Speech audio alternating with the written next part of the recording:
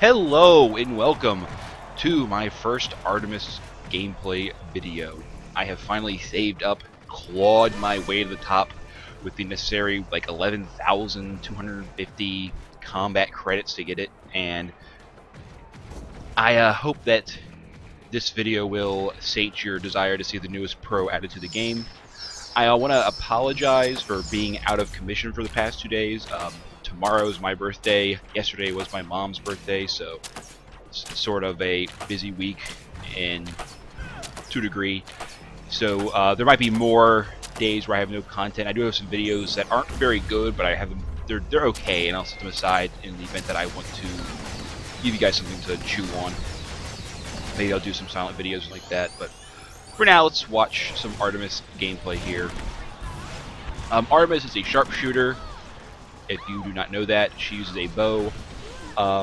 For those of you who are familiar with Team Fortress 2, her bow is not like the sniper's huntsman bow. It is not a projectile weapon. It is still hit scan. For those who are not familiar with the lingo of shooters, hit scan basically means that when you fire a weapon, it draws a line almost instantly. It sees what that line collides with, be it the hitbox of a player, bots, or a wall, and then it, damages based on that. It's done pretty much instantaneously. There is no real way to dodge a hit-scan weapon. Either you are in range of it or you are not. So that is the definition of hit scan. Whereas a projectile weapon, actually, your bullets are actual physical objects. A good example would be Captain Spark's ray gun. It is an actual object in the game which can be dodged, as opposed to a bullet or a sniper rifle or whatever. So it's basically not that different weapon from the sniper rifle or the gunslinger's what's their thing called, Lucindia or something like that. I probably butchered that pronunciation, but I do feel it's got very low damage compared to the other ones. I think the primary reason is because you have to charge it. If you hold the right key, you can charge the. You see right there, it's glowing. That's from the charge. It increases damage as you hold the right click button, or the right mouse button, I should say, and it will slowly gain damage, doing quite a bit when it actually fires off. But it is still kind of. It takes a while to do that, and if you miss, you just waste a lot of time. Her alternate weapon, her secondary weapon, is a little, a little monster. I don't know. It's just this little thing that fires needles, I guess. It's only got a 5 clip, but it does some fairly impressive damage. I'm not sure how it compares to the sniper's SMG or gunslinger's love pistol, but it is quite good. I decided for this gameplay, I was going to go ahead and just roll a bot buster to make up for her lackluster damage, or as I feel her lackluster damage. Maybe it's just my inability to get headshots save my life that is why I feel damage so bad, but we shall see. Her skills are very interesting. Her first skill is Outer Ring. It is a boomerang. I don't use it as much as I should in this video. Basically, she tosses a boomerang. It does damage on the way out, and like a boomerang, it comes back doing damage on the way back in. Kind of hard to, you gotta get used to it at first, but there are builds where if you level it early, it does some very impressive damage to players. Hit them with it. It is her one damaging skill, really to get technical, and that is a build I did not go with because I did not trust myself. Previous game I played with her, I lost, and I tried doing Outer Ring, and I was very terrible with it. So I said, you know what? Let's go ahead and just do her other build where I do some more team support stuff. Her other skill is Radiate. You basically lock onto a target, and you put a dot on them, which does very, very mild damage. I was in the training camp. Level at max irradiation, he's a level 1 character. You won't even deal like half damage to them with it. So the damage component isn't the big deal. The big deal is that it, I think, it strips armor from the player, and it also makes them show up on team vision, no matter where they are. Normally, team vision for enemies only shows up if you can see them. Like over there, I could see the. You can sort of see a Megabeth right there, and the Leo over there through the walls, so my team can see them. That's team vision. If I radiate, you can see them no matter what through walls, even if they aren't in any vision of my team. So That's a useful skill. I leveled it up. It's got a very high cooldown. If you level up one level, it gives you about a 50% discount on the cooldown, 60 seconds to 30 seconds. So that's a pretty worthwhile investment, I believe. And her last skill, oh, I forget what it's called. We're going to call it the skill monster because it features skills. Basically, she tosses out a little creature that will, on impact, it will slow, skill lock, and deal some mild damage. I think it's better damage than the radiate, but it's not saying it's. You're not going to want to depend on it for killing players, but it is a great way to prevent a player's escape and so forth. So it's a nice skill. I use it quite a bit here in the video when I can. It is a skill shot, so you have to aim it, make sure it actually hits the player. If it's AOE, so if it hits a wall, you have a much better chance of hitting that player, or if you hit for a group. Also, I'm not sure if this will show up in the actual final video, but it is for me. There's a bit of choppiness here and there. I'm trying out a different recording program, DxTory instead of PlayClaw, which is why the video quality might be different. Leave a comment if you can tell the difference at all. There are things I like about DxTory over PlayClaw. PlayClaw is quite serviceable. It's not a bad program by any means, but there are certain parts of it I do not like. When I hit play, it has a tendency to randomly freeze before it starts playing, which means I have to. It can cause lag if I'm not careful, so I have to be a little early with recording, whereas DxTory is pretty smooth in record mode. So the other problem is that it's very annoying to record live commentary with PlayClaw, or I'm just bad at it. You can record a live commentary, but it's not very compatible with the way I edit. So I basically just have to record and sync up everything, which is very annoying. Whereas I believe DxTory has a much easier system anyway to work with, and DxTory also has a lot has much superior options for codecs and all that stuff, and other technical that even I barely know. So I won't try to explain it because I would steer you on the wrong path if you were interested in making videos. But the bottom line is that the codecs I was using were a little beefy, a little manly, and my computer's kind of a weakling. The bottleneck seems to be my hard drive, using some old hard drive from my last computer, and that is causing some frame rate issues. And here, when I was watching it, it looked like pretty good, 30 frames for the most part, but I guess it dipped here and there, and you know, just gotta deal with that.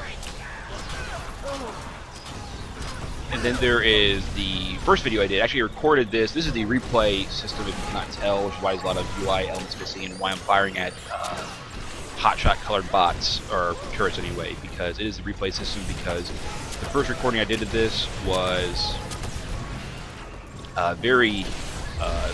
it was using the highest quality codec of the default DxTory thing, so it was like at 20 frames instead of 30, so the result was a very choppy, very messy experience. So I said, no, we're going to go ahead and this is a really good gameplay though, so I really wanted to get to show it to y'all. So I decided to go ahead and just re-record it via the replay system.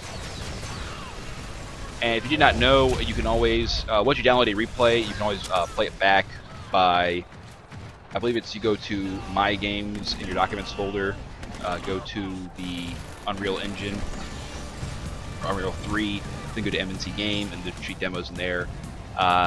Rename it to something logical, and then enter Super Monday Night Combat, hit the little console key, which is a little squiggly line next to number 1 that you never use. Hit that.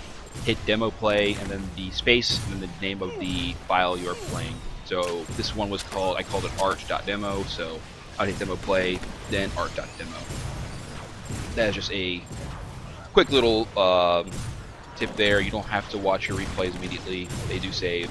I will say though that after a patch is released, weird things can happen. I believe the way the demos work is that they just, it's not a video, it's just taking in the key presses of the players and sort of just making it, it's basically a new game, and it's just replicating all your actions. So the result is you're going to have a replay for the most part. But if a patch occurs, weird things are going to happen because suddenly that skill you use that did like 10% more damage last patch now does like less damage this patch, and that's going to result in very erratic things happening.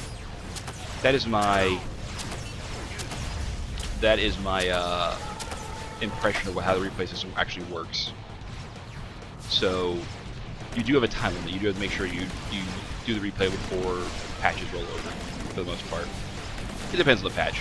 But getting back to the game itself, this game was going pretty poorly early on. We were pushed back to our base, losing annihilators left and right here. I underestimated their sniper, and he headshot me and got very low here. Here again, I got hit by the support's airstrike, and at that point I realized I started bailing here. And then, of course, neutral bouncer, always great to have in the game. So at this point, I realized that we're going to lose it, so I go ahead and just bail because I don't want to die. See, I'm just looking right here. There's still a neutral bouncer. The annihilator went off, so it's time to head back and buy some bots. Because personally, I'm not doing too hot, and I also want to make sure that I'm not risking myself too much. Letting our teammates respawn a little bit, rally forward. Because I do not want to get out there and just die for no reason. And also, as a sharpshooter, I can safely hit back here and just pink bots. As my bot buster rating improves, or as bot buster improves my bot rating, I can better kill bots quickly by just sitting here and flanking at them, getting headshots. And when they get up close, I switch to my Phobie Gross, so she's the name of the weapon, but we're going to call it the Spike Monster. I use my little Spike Monster, and I kill bots that way. I'm using Irradiate irresponsibly here. I kept thinking it was a sort of a damage ability. It's really not. The damage is not spectacular. It is great if you want to get an assist. I do on occasion. That was the outer ring right there, by the way. It's got a weird range, weird way to use it, but it's not a bad skill. Just gotta get used to how it works. But really, the thing about Artemis is basically deciding what you want to do for a build. You can definitely be a very good head clicker, I guess you want to call it that, if you know how to aim, know how to properly get off charged shots, and using your outer ring properly. Or you can be play a more supportive role. Here, we get some really vital kills. I just killed I believe I killed their support and their Megabeth, or the Megabeth died somebody else. I forget how it works exactly. And then their Leo goes down, and then their sniper goes down. You see right there. So their entire team just gets wiped out, and this gives us a huge advantage. A common problem when you're winning is to get too comfortable, and that you're going to win every fight, and you make mistakes, and this causes you to get really overconfident. So I go ahead and I got it up here. The combat girl is really low on life, so I decided to irradiate. While Radiate does really bad damage, it does do damage, which means their health generation is kind of canceled out. And then I go ahead and I juice to kill a few bots, because, why not? And just at this point, I got some really good bot rating. You see here, I'm just doing some really good damage. I decided to push this lane because I could not afford to spawn bots on this lane, so I should tell my teammates, which they did eventually, you see there, but I figured I can't afford bots, so I'm going to go ahead and just push this lane and let the bots carry the other lane. And fun bug there, as you see, the bots actually, if you look earlier, the bots actually took down the shields of other turret prematurely. This one right here, we're now working on. It shields that thing down before the turret we just destroyed, which there's a lot of weird issues with turrets that I'm kind of confused that aren't being fixed as quickly. I'm heading up here now to deal with the sniper, or at least distract him.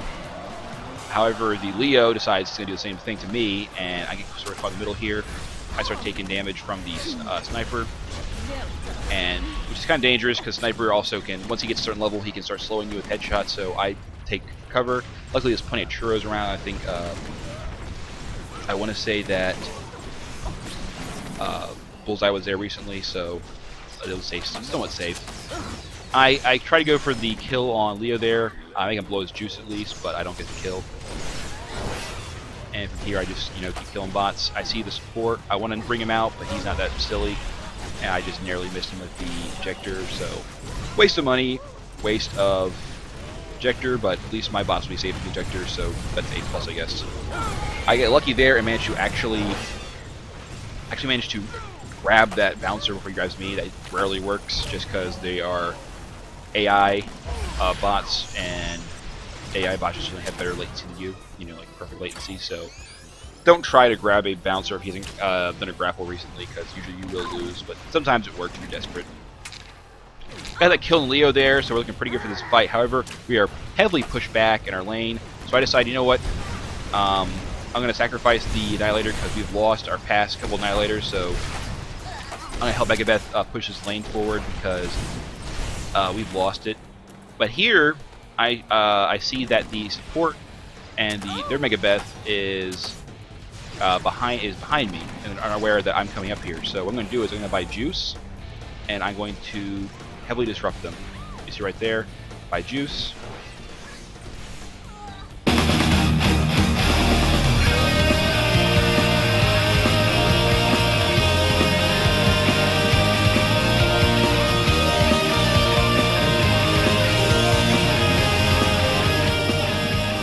And that's how you use juice properly. So I managed to get one kill there. However, I heavily distracted Megabeth.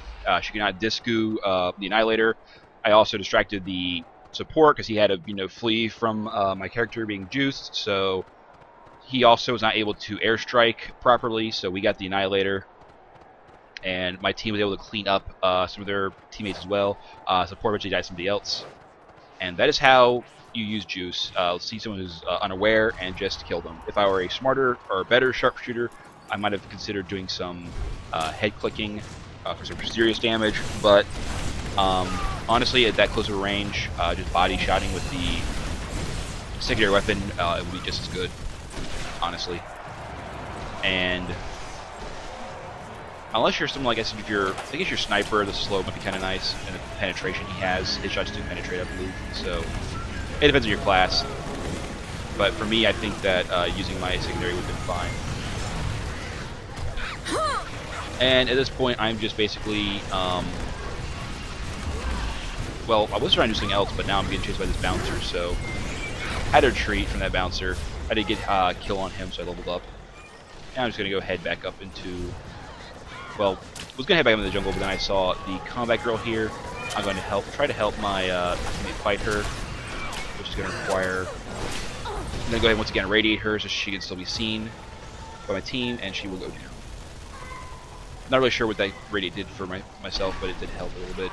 And at this point we see Chicky is up. I'm going to go ahead and just defend my, sit right here, defend my gunner from any intruders while killing off bots that come along. So this Leo tries to tangle with us, and I go ahead and I stop him from being too disruptive by killing his turret and scaring him off.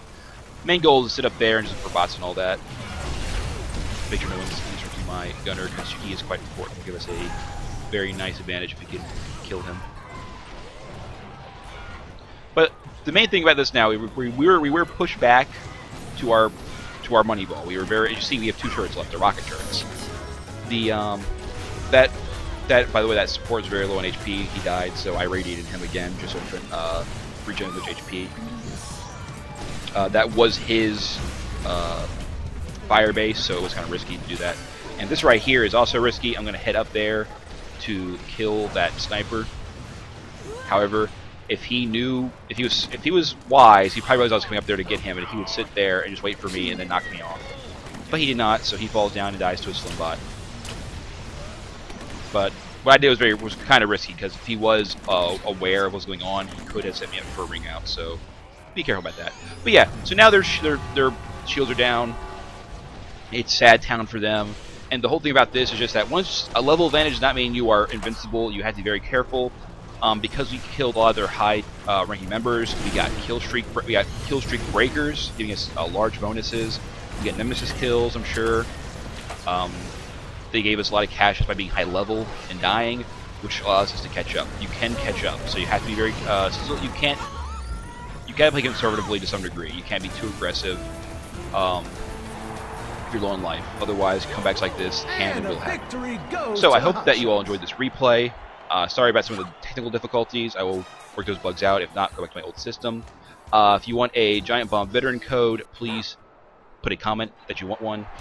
And that is it. I hope you all enjoyed it. Like I said, comment for the skin. Give me your thoughts on the game, and I'll see you all next time. I just want to say good night.